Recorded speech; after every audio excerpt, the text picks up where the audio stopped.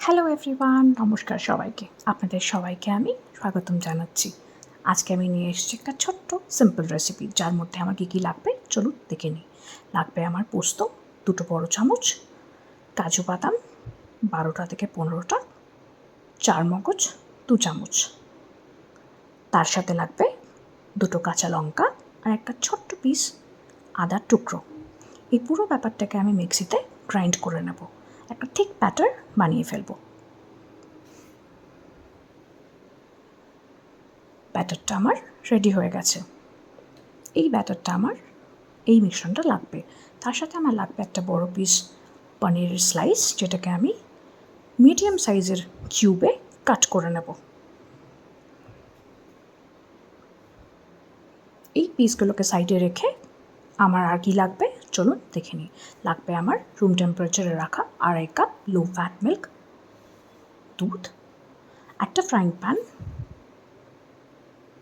যেটাকে আমি রেডি করার জন্য আমার লাগবে 2.5 চামচ বড় চামচের তেল।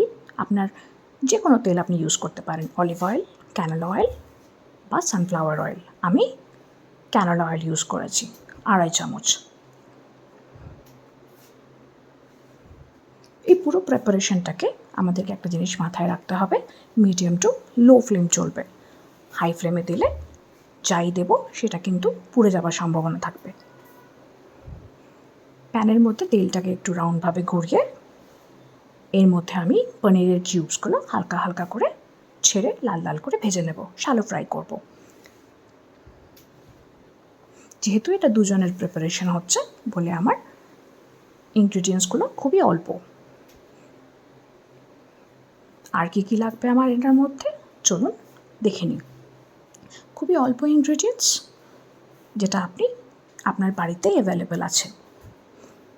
আমার লাগবে এর মধ্যে গোটা গরম মশলা। গোটা গরম মশলার মধ্যে কি কি থাকবে চলুন দেখে নিই।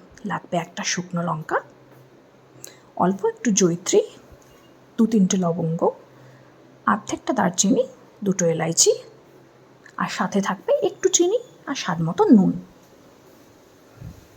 আমি কিন্তু নুনটা বারবার দেব না, একবারই দেব। এবার আমার তেলটা গরম হয়ে গেছে, চলুন পনিরের কিউবসগুলো আমি একে একে দিয়ে হালকা হালকা করে শ্যালো ফ্রাই করে নিই, লাল লাল করে।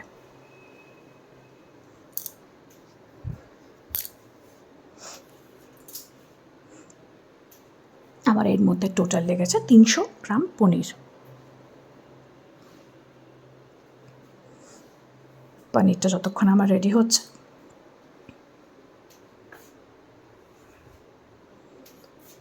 এই প্রিপারেশনটা কিন্তু আপনি গরম ভাত, লুচি, পরোটা, ফ্রাইড রাইস বা পোলাওয়ের সাথে সার্ভ করতে পারেন। এবার যেহেতু এটা মিষ্টি একটা প্রিপারেশন, আপনি বাচ্চাদেরকেও এটা দিতে পারেন।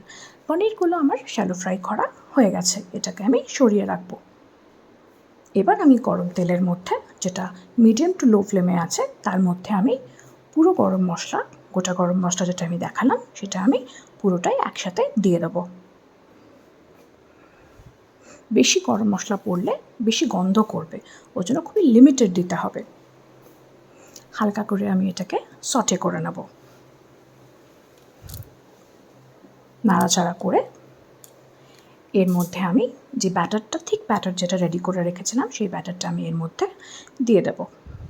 ব্যাটারটার মধ্যে ছিল পোস্ত, চারমগজ, কাজু বাদাম, 2টো কাঁচা লঙ্কা আর একটা ছোট্ট আদার টুকরো। বেশি জল কিন্তু এই প্রিপারেশনে দেওয়া চলবে না, এই পুরো ব্যাপারটা কিন্তু দুধেই তৈরি হবে। আমার ব্যাটারটা আমি এবার এর মধ্যে হালকা করে দিয়ে দেব। ব্যাটারটা দিয়ে দিয়েছি, এবার আমি হালকা হালকা করে এটাকে প্যানের সাথে কষাতে শুরু করব। এই পুরো ব্যাপারটা, এই ব্যাটারটাকে কষাতে আমার 3 থেকে 4 মিনিট লেগেছে। এর মধ্যে আমি আরেকটু দেব কাশ্মীরি লঙ্কা গুঁড়ো, খুবই অল্প, সামান্য। আমি এর মধ্যে দুধ দিইনি, কাঁচা দুধ দিইনি, আমি দুধটাকে একটু হালকা করে আগে গরম করে রেখেছিলাম। এর সাথে দিয়ে দেবো স্বাদ মতো নুন আর চিনি। নুনটা আমি এর মধ্যে একবারই দিয়েছি, ওটা আমি এখনই দিলাম। পনির ফ্রাই করার সময় কিন্তু আমি কোনো নুন দিইনি। এই পুরো মিশ্রণটাকে ভালো করে কষিয়ে, পুরো ব্যাপারটা ঢাকা চাপা দিয়ে করতে আমার 3 থেকে 4 মিনিট লেগেছে এই ব্যাটারটাকে কড়াইতে মেশাতে। যখন আমি দেখব যে কড়াইয়ের মিশ্রণটা আমার খুন্তির সাথে ইজিলি উঠে আসছে এবং তেল ছাড়তে শুরু করেছে, আমাকে তখন বুঝতে হবে যে আমার কিন্তু অলমোস্ট ব্যাটারটা কষানো হয়ে গেছে।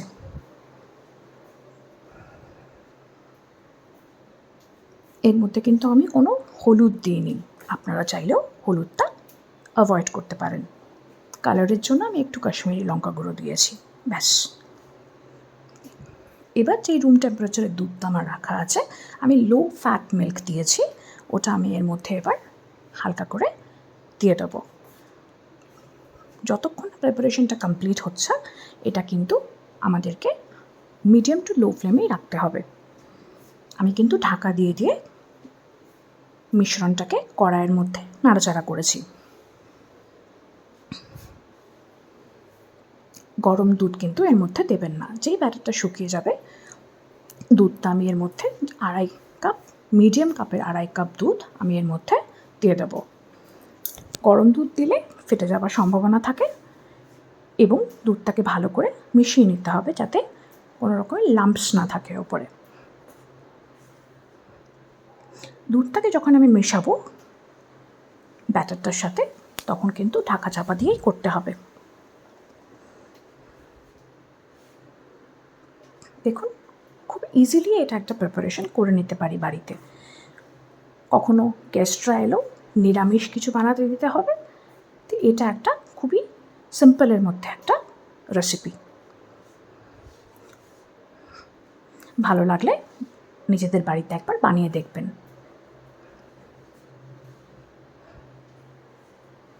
বেশি কিছু ইনগ্রেডিয়েন্টসও লাগে না। আমি ঢাকা চাপা দিয়ে নাড়াচাড়া করতে থেকেছি। দেখুন, একটা খুব সুন্দর কালার ফর্ম করেছে এবং অ্যারোমাটাও খুব সুন্দর আসছিল। আমি লাস্টে একটু গরম মশলাও অ্যাড করব। আমি এটাতে ঘি দিইনি, আপনারা চাইলে ঘি দিতে পারেন। আমি গার্নিশ করার জন্য কিছু রাখিনি। লাস্টে যদি আপনার মনে হয় আপনি ধনেপাতা দিয়েও গার্নিশ করতে পারেন।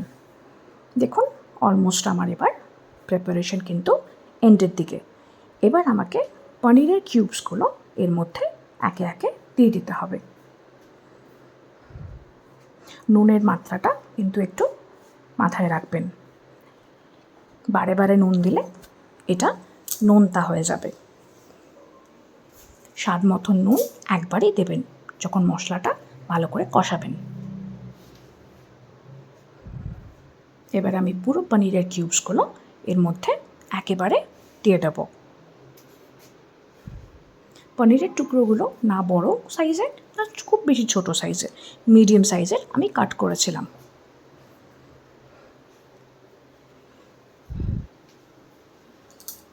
ব্যাস, চলে গেল আমার পনিরের কিউবসগুলো মিশ্রণটার মধ্যে। বাড়িতে একবার বানিয়ে দেখবেন, আমি গ্যারেন্টি দিতে পারি আপনাদের খুব ভালো লাগবে খেতে। আর যেমন বললাম, গরম ভাত, ফ্রাইড রাইস, রুটি, পরোটা, লুচি, এটার সাথে আপনি যে কাউকে সার্ভ করতে পারেন। বাচ্চারাও কিন্তু এটা খেতে পারে, যেহেতু এটা খেতে একটু মিষ্টিই হয়। আর যদি ঝাল খেতে চান, তাহলে যদি কাঁচা লঙ্কাটা যখন আপনি মিক্সিতে বাটবেন, দুটো আরও অ্যাড করে দেবেন। ব্যাস, আমার প্রিপারেশন রেডি হয়ে গেল 10 মিনিটের মধ্যে। আর খুবই অল্প ইনগ্রিডিয়েন্টস লাগবে, তাই না? আপনাদের বাড়িতেও নিশ্চয়ই আছে। খুব সিম্পল একটা রেসিপি। একটা ক্যারামেলাইজড ব্যাপার আসছে। ব্যাস, আমার প্রিপারেশন রেডি। আমি এটাকে এবার নামিয়ে ফেলবো একটা বাউলে। রেসিপিটা বানিয়ে খেয়ে কেমন লাগলো বলবেন। আমি একটু গরম মশলাও অ্যাড করলাম। আমাকে কিন্তু অবশ্যই জানাবেন আপনাদের এটা কেমন লেগেছে।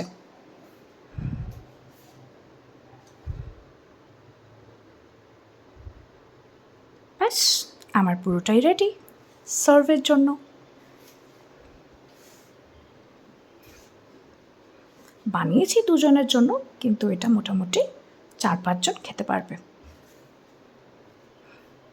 আপনাদের অসংখ্য ধন্যবাদ এই ভিডিওটা দেখার জন্য। আপনারা ভালো থাকবেন, সুস্থ থাকবেন। আবার একটা নতুন রেসিপির সাথে আমি নন্দিনী হাজির হয়ে যাব। Have a good night sleep, have sweet dreams.